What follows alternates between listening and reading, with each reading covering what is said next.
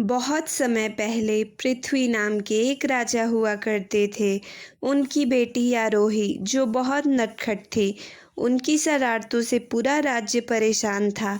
एक दिन राजा ने अपनी पत्नी से कहा, हमें राजकुमारी की बहुत चिंता हो रही है कि कहीं अपनी शरारतों से वो अपने लिए कोई मुसीबत ना खड़ी कर ले। रानी बोली, ऐसा कुछ नहीं होगा, और वैसे भी वो अभी बच्ची हैं, इसलिए आप ज़्यादा चिंता मत कीजिए।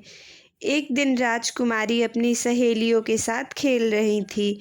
तभी उन्हें एक संत दिखे जो ध्यान में बैठे थे। वो धीरे से जाती हैं और संत के ऊपर एक मरा हुआ सांप डाल देती हैं, जिससे संत का ध्यान टूट जाता है और वो गुस्से से कहते हैं, दुष्ट लड़की, तूने मेरी तपस्या भंग की है। मैं तुझे श्राप देता हूँ, तू जिंदगी में कभी खुश नहीं रहेगी और तेरा विवाह जिस किसी से भी होगा, अगले ही दिन उसकी मृत्यु हो जाएगी। तभी वहाँ राजा और रानी आ जाते हैं। राजा कहते हैं, मेरी बच्ची को माफ़ कर दीजिए। पर संत इतने क्रोध में थे कि वो बिना उन लोगों की पूरी बात सुने ही वहाँ से चले जाते हैं। धीरे धीरे समय बीता।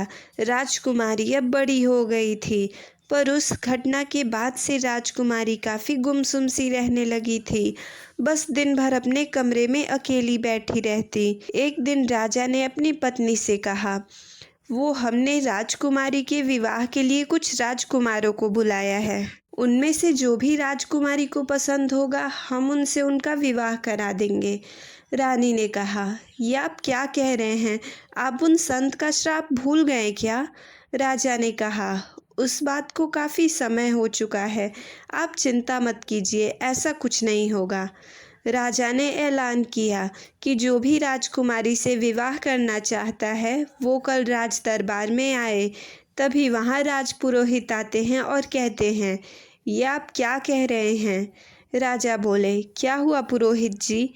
राजपुरोहित ने कहा, आपको अच्छे से पता है, राजकुमारी का विवाह जिससे भी होगा उसकी मृत्यु हो जाएगी, और ये सब जानते हुए भी आप। राजा बोले, पर उस बात को काफ़ी समय हो गया है। पुरोहित जी ने कहा, समय बीतने से संत का श्राप खत्म नहीं होता। और हाँ, अगर आपको लग रहा है कि संत का श्राप खत्म हो गया है, तो आप जिस किसी से भी उनका विवाह करवाइएगा, उसे पहले पूरी सच्चाई बता दीजिएगा। अगले दिन दूर दूर से राजकुमार राजकुमारी से विवाह करने के लिए दरबार में आते हैं। तब राजा ने कहा, हमें खुशी हुई कि हमारे बुलाने पर आप लोग आए, पर हम एक बात बताना चाहते हैं। हमारी बेटी को बचपन में एक संत ने श्राप दिया था कि उसका विवाह जिससे भी होगा उसकी मृत्यु हो जाएगी। आप लोग यहाँ मेरी पुत्री से विवाह करने के लिए आए हैं, इसलिए आपको सारी बातें सच सच बताना मेरा फ़र्ज़ था। अब जब आप लोगों को सच पता चल गया है, तो आप में से कौन कौन हमारी बेटी से विवाह करना चाहता है? राजकुमारों ने कहा, माफ़ कीजिएगा महाराज, हम यहाँ विवाह करने आए हैं, मरने नहीं। और अगर ऐसी बात थी तो आपने हमें पहले क्यों नहीं बताया? हम यहाँ आते ही नहीं। फिर सारे राजकुमार वहाँ से उठ के चले गए। एक दिन राजा के बचपन के दोस्त अशोक उनसे मिलने आते हैं। राजा बोले, अरे अशोक, तुम यहाँ? अशोक बोले, अब तू तो मुझसे मिलने आएगा नहीं, तो सोचा मैं ही चला आता हूँ तुझसे मिलने। पृथ्वी बोले, अरे ऐसी बात नहीं है, राज्य के कामों में ही उलझा रहता हूँ, समय ही नहीं मिल पाता बिल्कुल भी। राजा अशोक ने कहा, अच्छा सुन, कल मेरे बेटे का जन्मदिन है और तुझे अपने पूरे परिवार के साथ आना है। इस बार मैं कोई बहाना नहीं सुनूंगा। पृथ्वी बोले, अरे यार माफ़ करना दोस्त, पर इस बार नहीं आ पाऊंगा। अशोक बोले, ठीक है, अगर नहीं आया ना तो आज से तेरी मेरी दोस्ती ख़त्म और मैं जा रहा हूँ। पृथ्वी बोले, अरे रुक जा, मजाक कर रहा हूँ, हम लोग ज़रूर आएंगे। अगले दिन राजा अपनी पुत्री के साथ सम्राट अशोक के राज्य में पहुँचते हैं। सम्राट अशोक बोले, अरे आ गया तू, और ये आरोही बेटी कितनी बड़ी हो गई है। आखिरी बार मैंने इसे तब देखा था जब ये 5 साल की थी। अभी वो लोग बातें कर ही रहे थे, तभी वहाँ सम्राट अशोक के पुत्र राजकुमार अंश आ जाते हैं। राजा पृथ्वी ने कहा, अरे अंश बेटा, तुम भी कितने बड़े हो गए हो। आपको याद है राजकुमारी, अंश बेटा और आप बचपन में कितनी मस्तियाँ करते थे, साथ में खेलते थे, पढ़ते थे। आप दोनों तो पक्के दोस्त बन चुके थे। राजकुमार बोले, जी याद है, कैसे राजकुमारी खुद शैतानियाँ करती थी और हमें फंसा देती थी। अशोक कहते हैं, अरे अंश बेटा, आरोही इतने सालों बाद यहाँ आई है, जाइए उन्हें अपना राज्य घुमा लाइए। फिर वो दोनों राज्य घूमने चले जाते हैं। राजकुमार अंश कहते हैं, वैसे आपको देख के लग ही नहीं रहा कि आप वही राजकुमारी आरोही हैं। राजकुमारी बोली, मतलब मैं कुछ समझी नहीं। राजकुमार ने कहा, बचपन में आप कितनी शरारती थी और अगर एक बार बोलना शुरू कर दे तो चुप होने का नाम ही नहीं लेती थी। पर अब तो आप कुछ बोल ही नहीं रही हैं। आप इतना कैसे बदल गई, कुछ हुआ है क्या? राजकुमारी अभी भी चुप थी। राजकुमार बोले, मुझे लगता है आप यहाँ आना नहीं चाहती थी, पर पिताजी के जिद करने पर यहाँ आई हैं, इसलिए आपको यहाँ अच्छा नहीं लग रहा होगा। राजकुमारी बोली, ऐसा नहीं है, आप तो हमारे बचपन के दोस्त थे। जब आप अपने राज्य वापस चले गए थे तो हम आपको रोज़ याद करते थे। राजकुमार बोले, अच्छा ऐसा है तो इतने सालों बाद जब हम लोग फिर से मिले हैं तो आप इतनी चुप क्यों हैं? इधर सम्राट अशोक पृथ्वी से कहते हैं, तू तो देख ही रहा है हमारे दोनों बच्चे कितने बड़े हो गए हैं, और तो और वो बचपन से एक दूसरे को जानते हैं। तुझे अगर ठीक लगे तो हम उन दोनों की शादी करवा देते हैं। राजा पृथ्वी ने कहा, इससे बड़ी खुशी की बात मेरे लिए और क्या हो सकती है। तभी उन्हें उस श्राप के बारे में याद आता है। उन्होंने कहा, माफ़ करना दोस्त, पर मैं अपनी बेटी की शादी तेरे बेटे से नहीं करा सकता। अशोक बोले, पर अभी तो तू उनके रिश्ते के लिए मान गया था, अचानक से क्या हो गया? पृथ्वी बोले, वो मैंने जल्दबाजी में हाँ कर दी थी। सम्राट अशोक ने कहा, पर तू इस रिश्ते से मना क्यों कर रहा है? तुझे मेरा बेटा पसंद नहीं है क्या? पृथ्वी बोले, ऐसा नहीं है, तुम्हारा बेटा तो लाखों में एक है। अपनी बेटी के लिए अगर मैं दिया लेके भी ऐसा लड़का खोजूंगा ना, फिर भी अंश जैसा लड़का मुझे कहीं नहीं मिलेगा। सम्राट अशोक बोले, अगर ऐसा है तो फिर तू मना क्यों कर रहा है? पृथ्वी बोले, क्योंकि मैं नहीं चाहता हमारी वजह से राजकुमार को कुछ हो। सम्राट अशोक ने कहा, ये कैसी बातें कर रहा है तू? पृथ्वी बोले, तू नहीं जानता, जब आरोही छोटी थी तब एक संत ने उसे श्राप दिया था कि जिस किसी का भी विवाह उससे होगा उसकी मृत्यु हो जाएगी। इसलिए मैं नहीं चाहता मेरी बेटी की शादी तेरे बेटे से हो। थोड़ी देर बाद राजकुमार और राजकुमारी महल वापस लौटते हैं। रात को जब सब सोने चले जाते हैं तब राजकुमार अपने पिता से कहते हैं, पिताजी, राजकुमारी कितनी बदल गई है ना? राजा बोले, क्यों बेटा, तुम ऐसे क्यों बोल रहे हो? राजकुमार ने कहा, पहले राजकुमारी कितना बोलती थी, पर अब तो वो कुछ बोल ही नहीं रही थी। मैं कितना भी उनसे बात करने की कोशिश कर रहा था, पर वो कुछ बोल ही नहीं रही थी।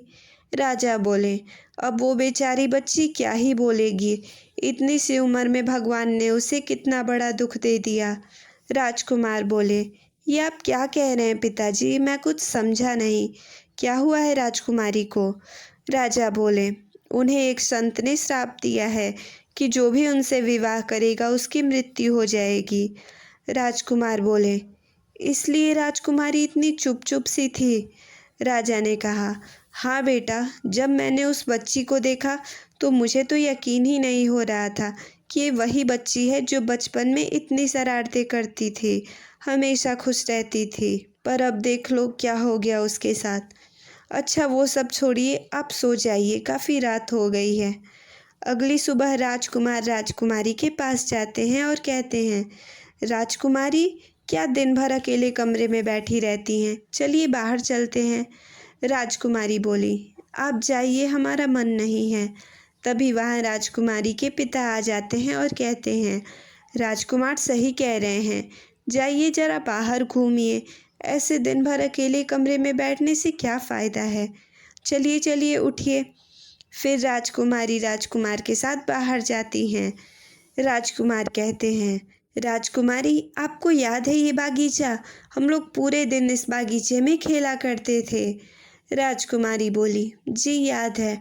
अगर अंधेरा नहीं होता तो हम लोग रात में भी खेलते। राजकुमार ने कहा, अच्छा आपको वो आम का पेड़ दिख रहा है? बचपन में एक बार आपको आम खाने का मन किया, इसलिए आपने हमें इस आम के पेड़ पे चढ़ा दिया। और बाद में जब हम गिर गए तो आपने सबसे क्या बोला कि हम तो राजकुमार को मना कर रहे थे पेड़ पर चढ़ने से, पर उन्हें ही आम खाने की इच्छा थी। और इससे पहले मैं कुछ बोल पाता, पिताजी मुझे डांटने लगे। याद है ना आपको, या भूल गई? राजकुमारी बोली, मुझे इस घटना के बारे में उतना कुछ ठीक से याद नहीं आ रहा। राजकुमार बोले, हाँ हाँ, डांट तो मुझे पड़ी थी, आपको कैसे याद आएगा? राजकुमारी ने कहा, याद है मुझे, और वैसे भी आम मैंने अकेले नहीं खाया था, आपने भी तो सारे आम खाए थे। बल्कि ज़्यादा आम तो आपने ही खाए थे। तो जिसने ज़्यादा आम खाए हो वही तो डांट सुनेगा ना? राजकुमार बोले, पर चढ़ने को तो आप ही ने कहा था ना पेड़ पे, बल्कि हमने तो मना भी किया था कि महल में ढेर सारे आम हैं, उसमें से खा लेंगे। पर आपने क्या बोला? नहीं, पेड़ पे के आम ज़्यादा स्वादिष्ट होते हैं।